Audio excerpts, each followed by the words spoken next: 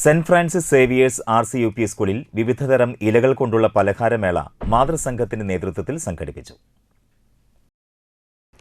School manager father advocate able Chirammal ഉദ്ഘാടനം ചെയ്തു.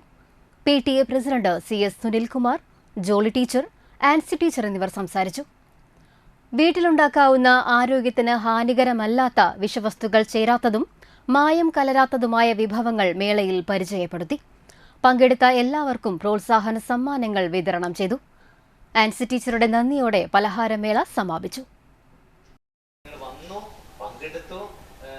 നല്ല ഒരു രീതിയിൽ മത്സരബുദ്ധിയോട് കൂടി തന്നെ അതിൽ പങ്കെടുക്കും എന്നുള്ളത് ആശംസകളും അറിയിക്കുന്നു, അഭിനന്ദനങ്ങൾ അറിയിക്കുന്നു നിങ്ങളെ.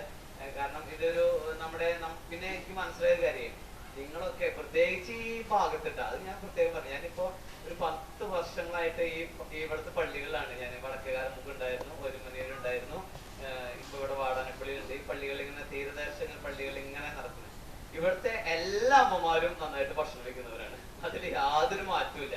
പ്രത്യേക കഴിവ് അവർക്ക് എല്ലാവർക്കും ഉണ്ട്.